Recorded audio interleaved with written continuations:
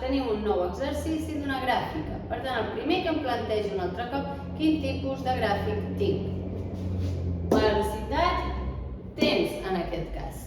Llavors, un cop fet això, analitzem què passa en cadascun dels trams. Quants trams tinc aquí? 1, 2, 3, 4, 5, 6. Recordeu que la línia és un tram, per tant tinc 6 trams. Ojo aquí! No és igual que un gràfic posició-temps, d'acord? Llavors, inicialment en el tram 1 tinc una velocitat constant. Això no vol dir que estigui quiet a 20 metres. No, això seria si fos un gràfic x temps, però aquí tinc velocitat temps. Això vol dir que estic a 20 metres segon. La meva velocitat és constant. Per tant, aquí tinc un MR1. Positiu o negatiu? Com és més 20 i no menys 20, positiu.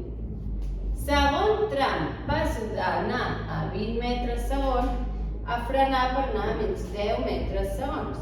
Com he frenat, he canviat la meva velocitat. Per tant, tinc una acceleració que, com és de frenada, és negativa. Per tant, MR1A negatiu. En el tercer tram, em mantinc a la velocitat de menys 10. Per tant, com és velocitat constant, MR1. Quart tram, passo de menys 10 a 0 metres segons. Estic accelerant. Per tant, MR1A positiu. Aquí em mantinc a 0 metres segons. Aquí tinc dues coses. Primer, que vaig a MR1 i segon, que com vaig a 0 estic quiet. En aquest cas he de posar que estic quiet. Que vols posar MR1 amb velocitat 0? Ok, però millor posar quiet. I per últim passo de 0, d'estar quiet, a una velocitat de 20.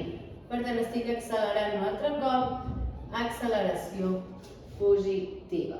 Llavors, l'enunciat el que em demana és que calculi l'acceleració en cadascun dels trams. Faig un apunt i és que quan tinc velocitat temps puc trobar-me tres situacions, quiet, MR1, MR1A, però quan tinc posició temps només em puc trobar dues situacions, quiet o MR1. L'MR1A hem dit que era una paràbola, que això no ho estudiem en aquest curs. Dit això, per calcular l'acceleració de cada tram només farem càlcul, la resta són iguals. Recordem la fórmula de l'MR1A. Què vol dir això?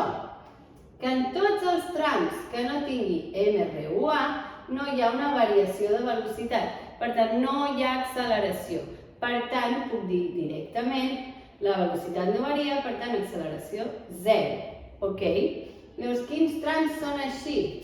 L'MR1, per tant, en aquest acceleració 0, ho explico, puc fer els càlculs, llavors us donarà que la variació de velocitat és 0, 0 entre qualsevol cosa, 0, o si no vull fer el càlcul, poso una línia. Com és un MR1, no hi ha acceleració. Aquest, igual, m'he oblidat aquí, MR1 negatiu. No cal, acceleració 0. Estic quiet, acceleració 0. Per tant, només hi ha 3 trams on hi ha acceleració. Per tant, només hi ha 3 trams que necessito fer els càlculs. Vaig a fer aquest, faré aquest que ha de donar negatiu, així veieu que dona el símbol negatiu. Llavors, com soc al tram 2, tram 1, tram 2, acceleració 2, velocitat 2, velocitat 2, velocitat final, li dic 2, i a la inicial del tram 2 li dic un número menys. Això és la final del tram 2, la inicial del tram 2. A quina velocitat estic al final del tram 2? A menys 10. A quina velocitat estic a l'inici del tram 2? A 20. Temps final del tram 2. 4. Temps inicial del tram 2. 2. Menys 10 menys 20, menys 30. 4 menys 2, 2. Menys 30 entre 2, menys 15. Menys 15, què? Soc en una acceleració metres segon al quadrat. Com jo ja havia previst, l'acceleració m'ha donat negativa. Vale? Amb la resta faig els mateixos càlculs, però si estic al tram 4, per exemple, acceleració 4, diferència 4, diferència 4, velocitat 4 menys 3, 4 menys 3. Vale? Important posar els números perquè el docent entengui que tu entens el que estàs fent. Ok?